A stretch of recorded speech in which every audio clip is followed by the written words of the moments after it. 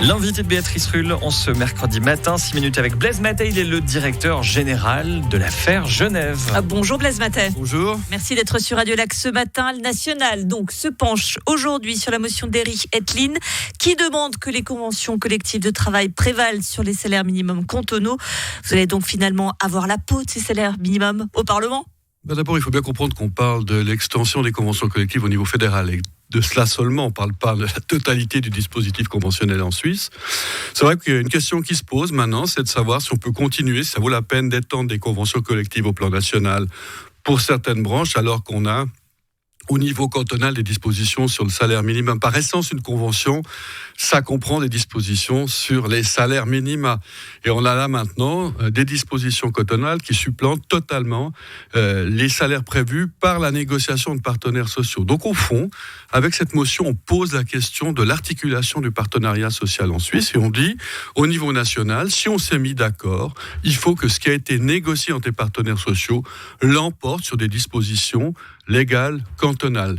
C'est pas anodin, hein, c'est aussi toute la question du fédéralisme.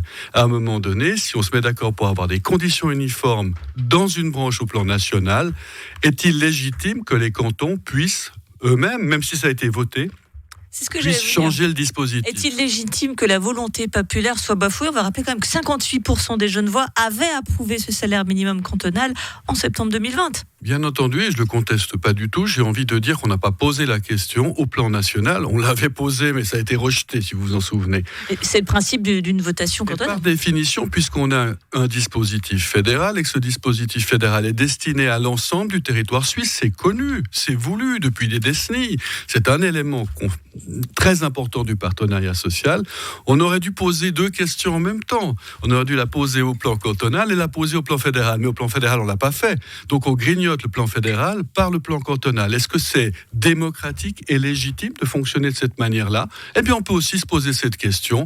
Et la motion Ettelin, c'est précisément ce qu'elle fait. Blaise Matet, nouveau constitutionnaliste fédéral, on l'a compris. On a interrogé Marlène Carvalhosa Barbosa au sujet donc, de cette motion. La secrétaire syndicale à la CGS, on l'écoute. Le taux de chômage n'a pas explosé comme on le craignait. Ce qu'on voit au contraire, c'est une pénurie de main-d'œuvre dans certains secteurs dans lesquels la motion Ettelin risque de faire baisser le salaire, ce qui est complètement absurde du point de vue aussi du patronat, qui a tout intérêt à valoriser certains secteurs. Mettre davantage des travailleuses et des travailleurs dans la précarité, ça veut dire aussi que la prise en charge se fera par tous les contribuables, parce que les gens vont devoir aller demander des aides, alors que c'est un coût qui a été pris en charge correctement par les patrons jusque-là. Donc, c'est de leur responsabilité d'appliquer le salaire minimum. Vous êtes donc très malin, vous nous faites payer ce que vous voudriez payer. Absolument pas. Il y a effectivement une raréfaction de la main-d'œuvre actuellement, tout le monde le sait. Par conséquent, quand on parle de salaire minimum, ce ne seront pas les salaires qui seront appliqués. Donc, l'argument syndical, je le démonte avec grand bonheur et grand plaisir pour dire, écoutez, puisque vous dites vous-même qu'il y a de la pénurie, vous savez bien que les salaires seront à un niveau plus élevé. Et c'est le principe même des conventions collectives que d'avoir des salaires minimum et la réalité que d'être au-dessus même des salaires minimum. Vous ne nous prenez pas pour des gens complètement naïfs. On veut bien croire que les patrons aient la main sur le cœur et offrent largement un salaire décent à tout le monde. Mais quand même, on a pléthore de faits divers où on voit que c'est compliqué dans certains secteurs, notamment parce que c'est souvent une main-d'œuvre étrangère qui ne connaît pas forcément toujours ses droits, qui sont moins bien payés. Et dans ces cas-là, le salaire minimum, c'est une vraie solution.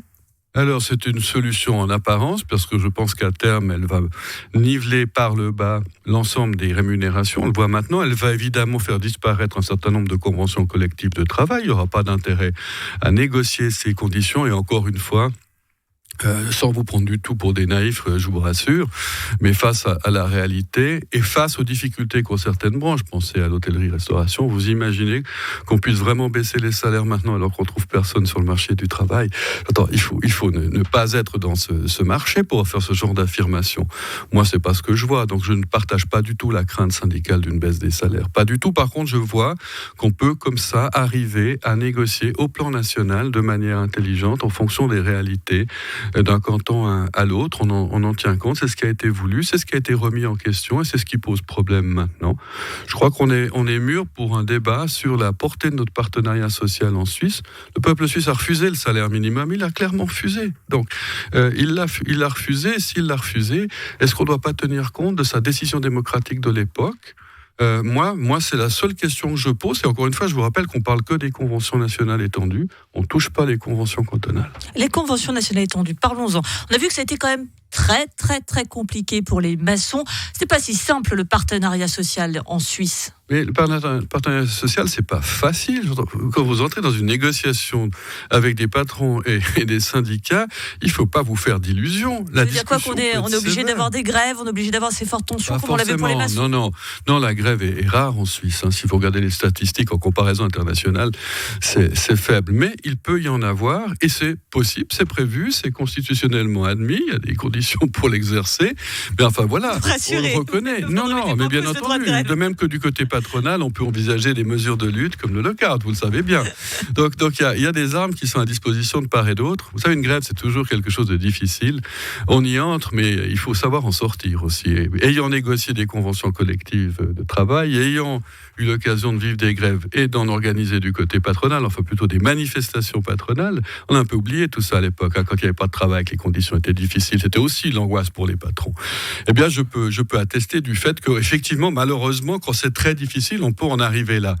C'est pas la règle, mais c'est pas un long fleuve tranquille, le partenariat social. Ça se construit tous les jours, en particulier au travers des conventions des relations du travail, mais aussi, fort heureusement, au travers d'autres types de relations sur des sujets comme la formation et le perfectionnement professionnel. Le partenariat social, c'est un peu finalement que le mariage. Il faut des preuves d'amour tous les jours. Merci beaucoup, Blaise Matet, directeur général de l'Affaire Genève.